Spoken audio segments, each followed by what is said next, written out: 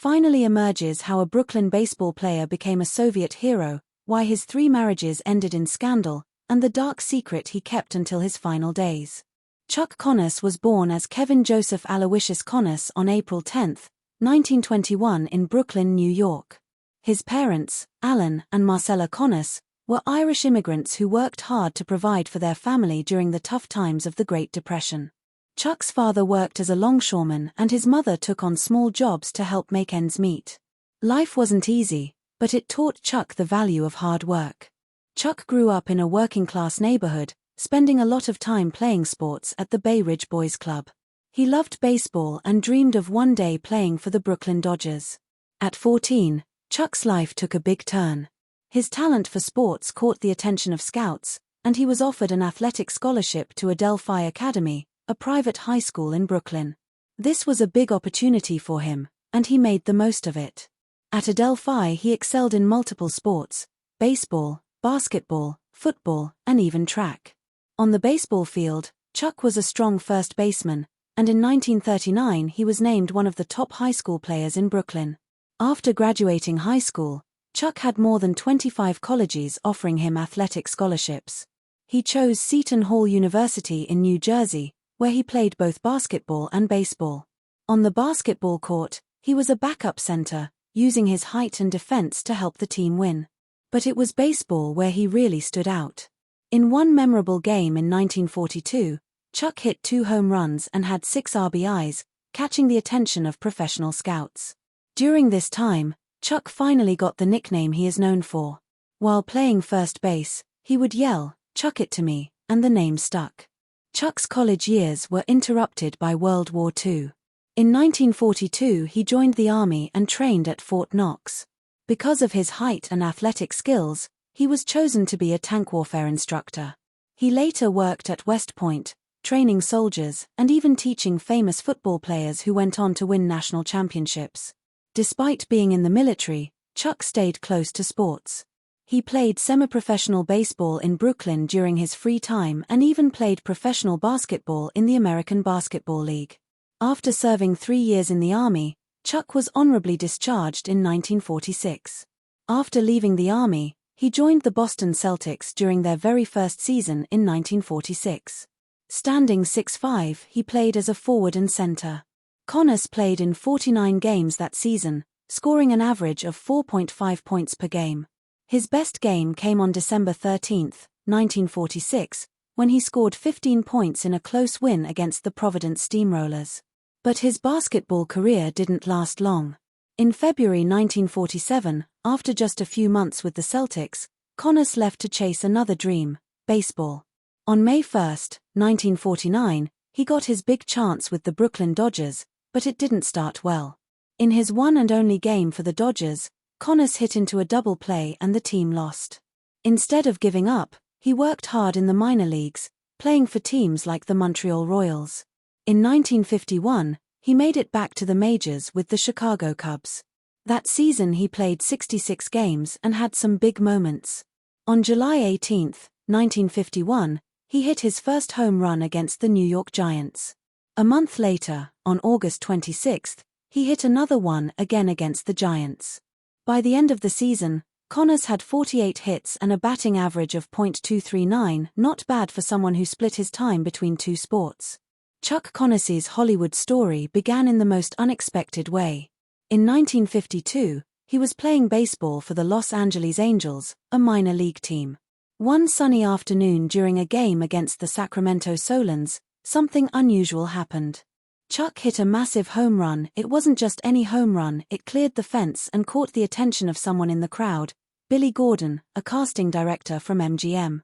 Billy couldn't ignore Chuck's tall, strong frame and rugged face. After the game he walked right into the locker room and handed Chuck his card. He told him, "You should think about acting." But Chuck didn't take it seriously. He was focused on baseball and didn't see himself as an actor. Then, just a couple of weeks later, Chuck hurt himself during a game. It wasn't serious, but it gave him time to think. Out of curiosity, he decided to visit MGM and see what this acting thing was about. To his surprise, they offered him a screen test right away. He gave it a shot, and they liked what they saw. Just 3 days later, Chuck signed his first Hollywood contract. That quick decision changed his life forever. His first role was in a movie called Pat and Mike, a romantic comedy starring two huge Hollywood stars, Spencer Tracy and Katharine Hepburn. Chuck's part was small, he played a police captain, but it was still a big moment for someone who had just started acting. On his first day of filming, Chuck was excited but nervous. He arrived early and spent hours getting ready. His scene didn't happen until late that night, but when the cameras finally rolled, he nailed it in just 2 takes. Spencer Tracy even pulled him aside after and told him, "You've got something, stick with it." Those words meant the world to Chuck and gave him the confidence to keep going. After that, Chuck dove headfirst into acting, taking on every role he could find, big or small. Between 1952 and 1958, he appeared in over 20 movies. One of his most memorable early roles was in Disney's Old Yeller, 1957, where he played Bern Sanderson. The movie was a huge hit, and that helped Chuck get noticed even more. He also appeared in films like Trouble Along the Way with John Wayne and The Big Country with Gregory Peck and Charlton Heston. Each role helped him improve as an actor and build his reputation. In addition to his film work, Connors made frequent television appearances, featuring in 18 different TV shows during this time. Balancing both film and TV was uncommon for actors back then, but Connors' work ethic and versatility allowed him to succeed in both mediums. These 6 years of hard work, diverse roles, and screen time totaling over 1,400 minutes prepared him for the next chapter of his career. Connors became famous as Lucas McCain in The Rifleman, but it didn't happen right away. In 1957, Connors played a father in Disney's Old Yeller. The producers of The Rifleman saw his performance and thought he was perfect for their show. At first Connors said no because the pay was less than what he earned doing other acting jobs. But the producers really wanted him, so they offered more money and even gave him 5% ownership of the show. That convinced him to take the role. Once Connors was cast, he started training to prepare. He practiced horseback riding and learned how to spin and shoot a rifle in a way that looked cool on camera.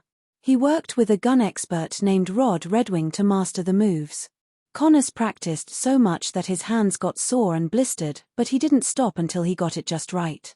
The show premiered on September 30, 1958, and people loved it immediately. Over 14 million viewers tuned in to see the first episode.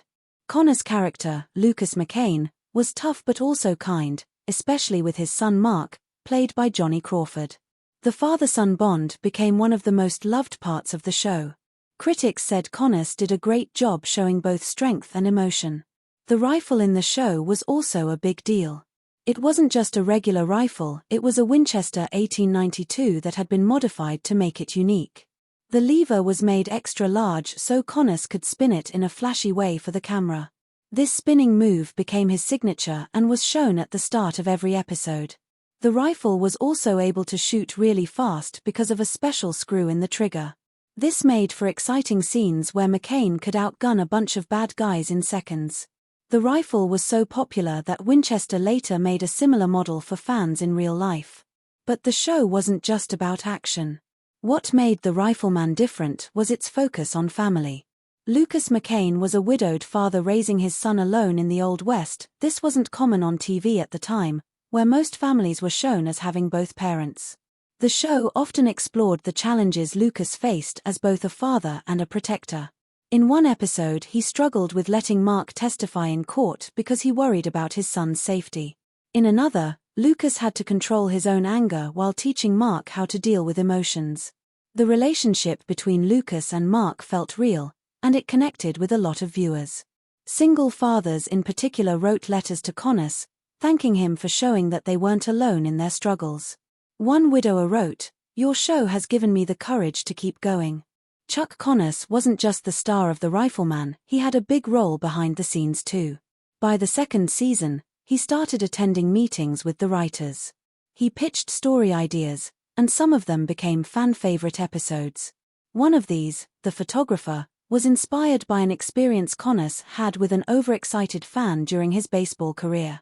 Connors also made sure the dialogue fit the character of Lucas McCain. He wanted McCain to sound like a real rancher from that time, so he often rewrote lines to include old-fashioned slang. Connors also cared about making McCain a relatable character. He didn't want McCain to seem like a perfect hero. Instead, he pushed for storylines that showed McCain's flaws and moral struggles. In one episode, McCain accidentally kills an innocent man. Connors fought for the story because he felt it was important to show the heavy responsibility of carrying a rifle. Connors also brought in guest stars like his former baseball teammate Duke Snider and helped up-and-coming actors get their start, including Dennis Hopper, who appeared in the pilot episode.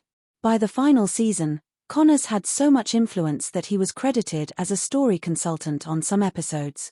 He even co-wrote the two-part series finale, ensuring it tied up loose ends and revisited old characters.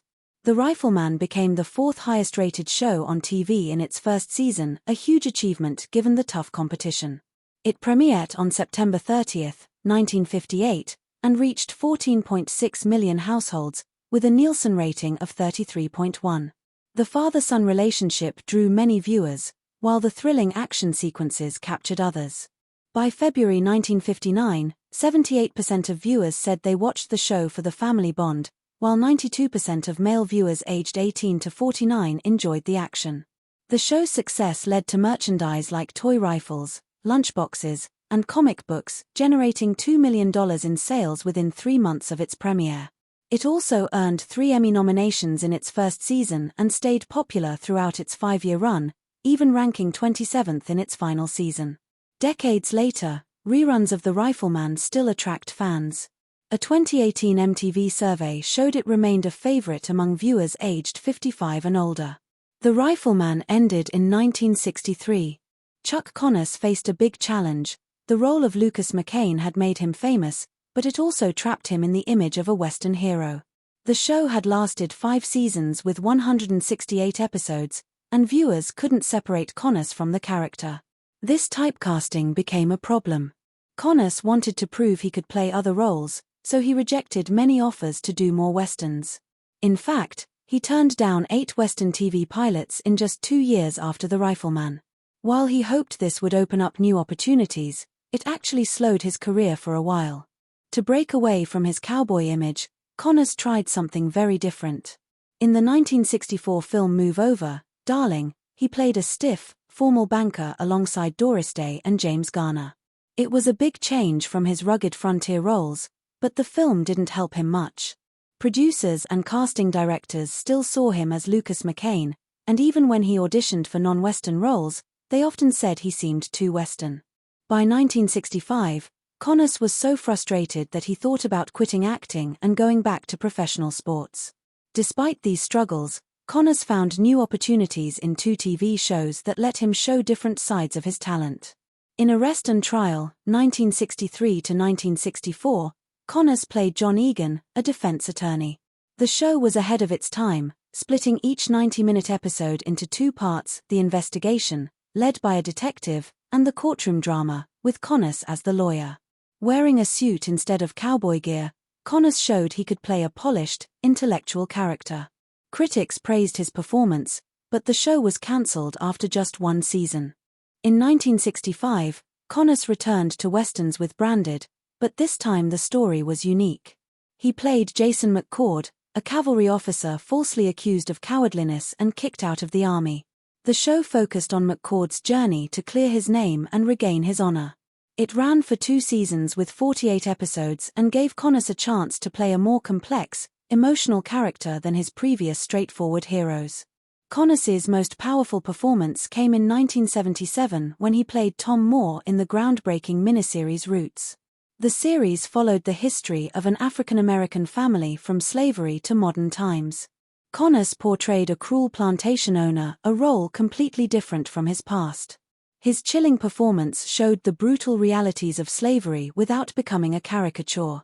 The show was a massive success, with its final episode watched by around 100 million viewers.